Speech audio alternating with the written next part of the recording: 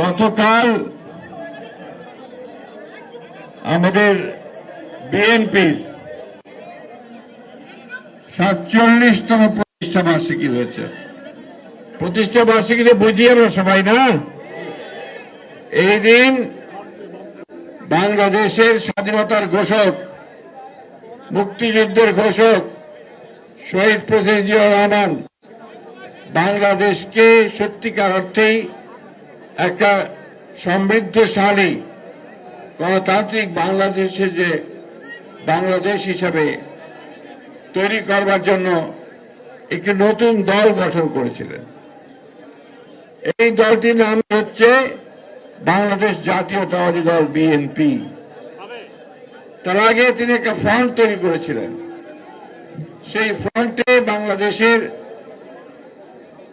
দেশপ্রেমিক রাজনৈতিক দলগুলো আওয়ামী লীগ ছাড়া বাকি সবাই যোগ দিয়েছিল এবং এদেরই একসাথে মতামতের ভিত্তিতে তিনি সেই নেতৃবৃন্দকে নিয়ে এবং জনগণকে সঙ্গে নিয়ে তিনি নতুন দল বাংলাদেশকে তৈরি করবার জন্য বিএনপি বা বাংলা জাতীয়তাবাদী দল গঠন করেছিলেন। আপনারা যারা পুরনো মানুষ, অনেকে আমি দেখতে পাচ্ছি দূরে দূরে আছেন, তারা জানেন যে বিএনপি গঠন হওয়ার পরে বাংলাদেশে একটা নতুন একটা উদ্দীপনা সৃষ্টি হয়েছিল। মানুষ 1972 সাল থেকে 75 সাল পর্যন্ত আওয়ামী লীগের যে দুঃশাসন দেখেছে, যে লুটপাট দেখেছে, যে হত্যা দেখেছে, গণতন্ত্রকে হত্যা করা দেখেছে এবং সবশেষে সমস্ত রাজনৈতিক দলগুলোকে নিষিদ্ধ করে দিয়ে একটি মাত্র দল বাকশাল তৈরি করেছিল। বন্ধুগণ, সমস্ত পত্র পত্রিকা বন্ধ করে দেওয়া হয়েছিল, কোনো বাক স্বাধীনতা ছিল না, কেউ কথা বলতে পারত না এবং সমস্ত মানুষের যে ন্যূনতম যে মানবিক অধিকার, সেই মানবিক অধিকারগুলো শেখ মুজিবুর রহমান কেড়ে নিয়েছিলেন। এই কথা আমরা ভুলিনি, ভুলতে পারি না। আমাদের নেতা, আমাদের দলের প্রতিষ্ঠাতা শহীদ প্রেসিডেন্ট জিয়াউর রহমান আমাদেরকে সেইখান থেকে মুক্তি দিয়ে একটা গণতান্ত্রিক বাংলাদেশ নির্মাণ করবার কাজ শুরু করেছিলেন। আগে ছিল মাত্র একটা দল বাকশাল, আর উনি করলেন অনেক দল, বহু দল। সব দলগুলো তার প্রকাশ করবে, সব মানুষ তার মতামত প্রকাশ করবে, সেই স্বাধীনতা তার থাকবে, এটাই ছিল মূল উদ্দেশ্য। শুধু তাই নয়, একদিকে যেমন তিনি এই পরিবর্তন করলেন, মানুষের অধিকার ফিরিয়ে দিলেন, অন্যদিকে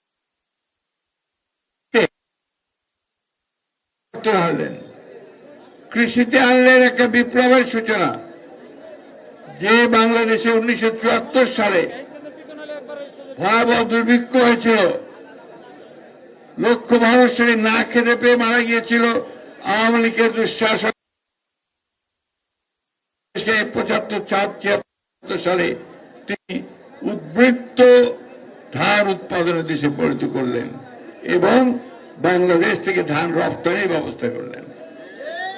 বন্ধুগণ, প্রতিটি কলকারখানায় উৎপাদন বন্ধ হয়ে গিয়েছিল, সেই কলকারখানাগুলিকে খুলে দিয়ে 3 শিফটে কারখানা চালু করার ব্যবস্থা করলেন।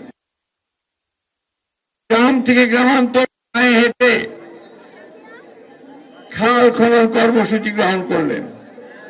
যে নদীগুলো, খালগুলো মজে গিয়েছিল, এই দাঁড়াও, স্লোগান পরে দিলেও চলবে, সারাদিন শুধু স্লোগান দিলে রাজনীতি হবে না বাবা। শহীদ যা করছে তা করতে হবে। কয়জন আজকে কোদাল ধরো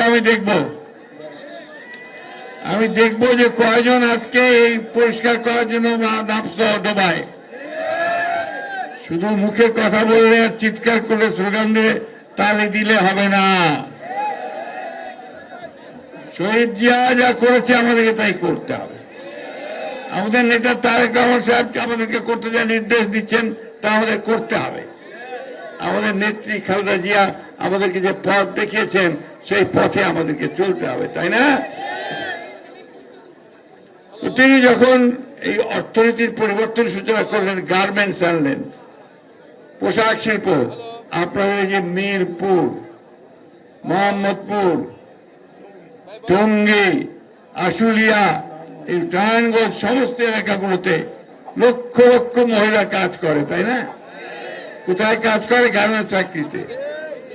এরা বাংলাদেশে সবচেয়ে বেশি আয় আনে, বিদেশ থেকে ডলার, সেই ডলার নিয়ে আসে তারা, আর ওই ডলার দিয়ে আপনাদের উন্নয়ন হয়। আপনাদের যে সমস্ত খাওয়া আমরা উৎপাদন করি না, তেল, লবণ, এই সমস্ত জিনিসগুলো আমদানি হয়, আর ওখান থেকে টাকাটা দেওয়া হয়। আমাদের হাজার হাজার লক্ষ ভাই তারা বিদেশে, মিডল ইস্টে, মধ্যপ্রাচ্যে, দুবাইতে, সৌদি আরবে, ওমানে, ইরানে, ইরাকে চাকরি করে টাকা পাঠায়, তাই না? সেই টাকা দিয়ে কিন্তু আমরা বাবুগিরি করি, ঠিক না? তো এইটা জিয়াউর রহমানের অবদান। এই কাজটা করেছিলেন জিয়াউর রহমান। তিনি মানুষকে নতুন একটা স্বপ্ন দেখিয়ে কাজ শুরু করেছিলেন। ওই সময়ে শুধু দেশে নয়, বিদেশেও বাংলাদেশের মর্যাদা অনেক উপরে উঠে গিয়েছিল।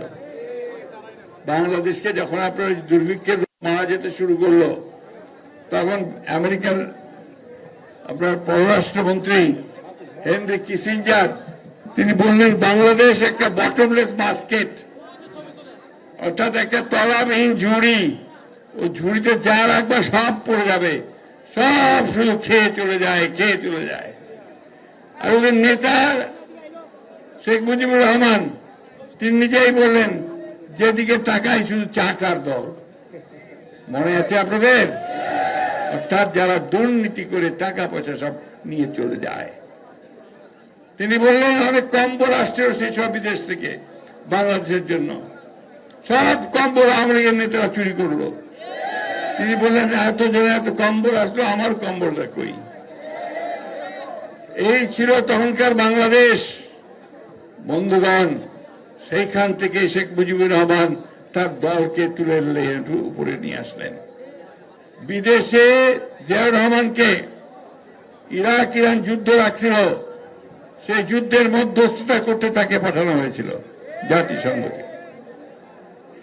তিনি জাতিসংঘের যে নিরাপত্তা পরিষদে অস্থায়ী নির্বাচন, সেইখানে জাপানের সঙ্গে প্রতিদ্বন্দ্বিতা করে নির্বাচিত হয়েছিলেন সদস্য। তাকে বাংলাদেশের বাইরে নেতারা সবাই সেলিউট করতো। একটা গরিব দেশ থেকে এত সৎ, এত যোগ্য একজন নেতা উঠে আসতে তারা আর আগে কখনো দেখেনি। বন্ধুগণ, তারই উত্তরসূরি আমরা। আমরা সেই বিএনপি করি, কিন্তু সেই বিএনপি করে যদি আমরা আওয়ামী লীগের মতো চাটার দলে পরিণত হই, তাহলে কি মানুষ আমাদের ভালোবাসবে? এটা মাথায় রাখবেন সবাই। ইনশাআল্লাহ বললে হবে না, কাজে দেখাতে হবে। আমরা দেখাতে চাই যে আমরা আমাদের নেতা জিয়াউর রহমান সাহেবের মতোই সৎভাবে দেশ পরিচালনা করতে জানি। আমাদের দেখাতে হবে যে আমাদের নেত্রী, তিনি 6 বছর জেল খেটেছেন, তার প্রতি নির্মম অত্যাচার নির্যাতন করা হয়েছে, তিনি কখনো মাথা নিচু করেন নাই। আপনারাও খুব কষ্ট করেছেন। 60 লক্ষ মানুষের বিরুদ্ধে মিথ্যা মামলা, 20,000 লোককে হত্যা করা হয়েছে, 1700 মানুষকে খুন গুম করা হয়েছে, আপনাদের অনেককে বাড়ি থেকে তুলে নিয়ে যাওয়া হয়েছে। আপনাদের অনেক বাড়ি ঘরে আপনারা থাকতে পারতেন না, পাড়া পাড়া বদল করে থাকতেন, তাই না? সেইখান থেকে আল্লাহ অশেষ রহমতে ছাত্রদের এবং আপনাদের একটা অসাধারণ একটা বিপ্লবের মধ্য দিয়ে আমরা আজকে মুক্ত হয়েছি হাসিনার হাত থেকে।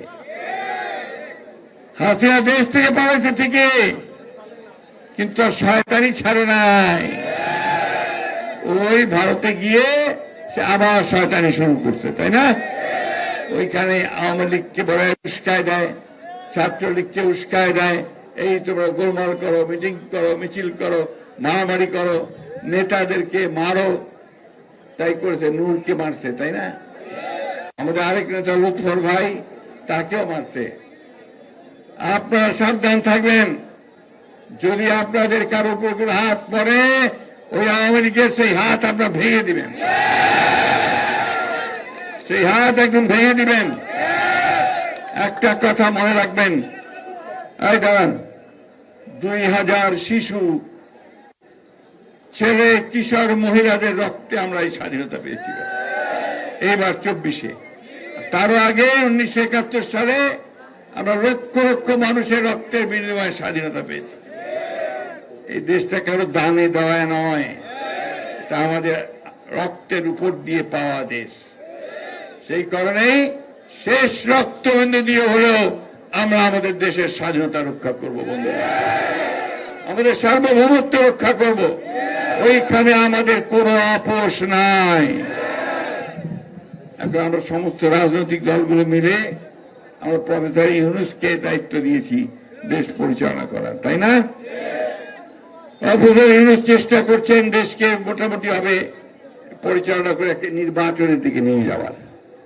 উনি তো আসছেন, ওনার তো কোনো রাজনৈতিক কিছু করার ইচ্ছা নাই, দেশকে একটা নির্বাচন যেন সুষ্ঠুভাবে দিতে পারে, সবাই মিলে সেই চেষ্টাই করছেন। তার জন্য আমরা কিছু সংস্কার দিয়েছিলাম, 31 দফা। 31 দফা মনে আছে আপনাদের? সেই 31 দফায় যে সমস্ত দফাগুলো দেওয়া ছিল সেগুলোই আজকে নতুন করে করা হচ্ছে। আমাদের আগে একটা পার্লামেন্ট ছিল না, শুধু আপনার পার্লামেন্ট, জাতীয় সংসদ। এখন আমাদের হবে 2টা পার্লামেন্ট, অর্থাৎ নিচের হাউস একেবারে লোয়ার হাউস, মানুষের ভোটের সাথে নির্বাচিত হবে, আর একেবারে আপার হাউস, সেখানে দেশের বরেণ্য মানুষ যারা, যোগ্য মানুষ যারা, যারা আমাদেরকে জ্ঞানে গুণে বিজ্ঞানে আমাদেরকে সহযোগিতা করতে পারবেন, সেই সমস্ত লোকগুলোকে সেখানে নিয়ে আসার চেষ্টা করা হবে। বন্ধুগণ, আগে প্রধানমন্ত্রী আর রাষ্ট্রপতির ক্ষমতার ভারসাম্য ছিল না, সব কিছু প্রধানমন্ত্রী করে ফেলত, হাসিনাই সব ছিল, তাই না? এখন থেকে রাষ্ট্রপতি এবং প্রধানমন্ত্রীর ক্ষমতার মধ্যে ভারসাম্য তৈরি করা হবে। আমরা স্বাস্থ্য ব্যবস্থাকে পরিবর্তন করব, আমরা শিক্ষা ব্যবস্থাকে পরিবর্তন করব, আমরা বিচার বিভাগকে সম্পূর্ণ স্বাধীন করে দেব। আগে কি হতো, ওই সেক্রেটারিয়েট থেকে আইনমন্ত্রী বলতো যে ওরে জেলে দাও, উনি জেলে দিয়ে দিল, ওরে রিমান্ডে দাও, ওরে রিমান্ডে দিয়ে দিল, ওরে ছাইড়ে দাও, ওরে ছাইড়ে দিল, তাই না?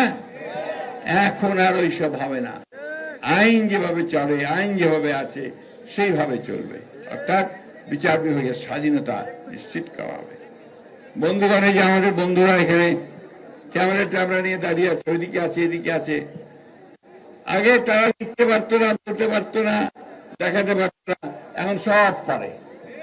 ইনশাআল্লাহ আমাদের গভর্নমেন্ট আসলে আরো বেশি পারবে, কারণ এটা সূচনা করেছিলাম আমরাই, তাই না?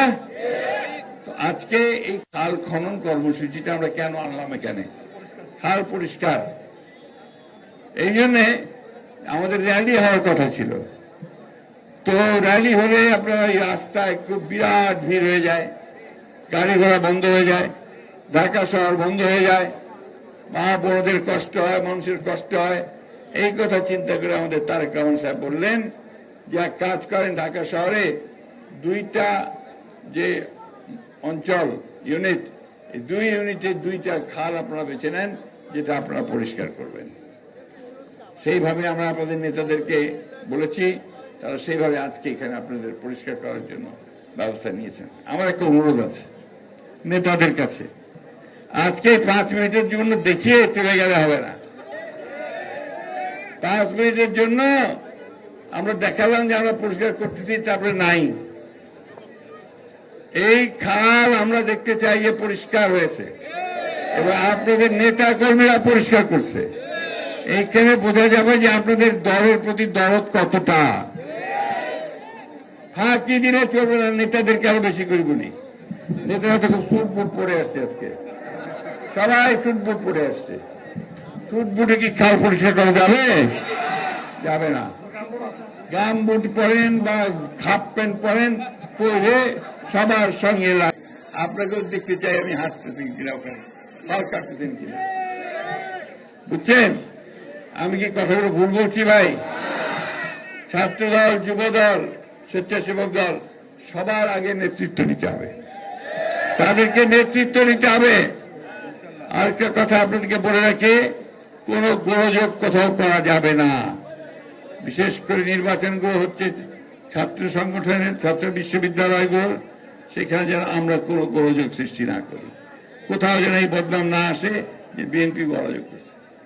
আপনার বড় দল, আপনাদের দায়িত্ব অনেক, তাই না? ইতিমধ্যে তো দায়িত্ব এসেই পড়ছে আপনাদের কাছে। পাড়ায় মহল্লায় কোনো গোলযোগ করে লোকজন আপনাদের কাছেই আসে না মিটমাট করে দেওয়ার জন্য।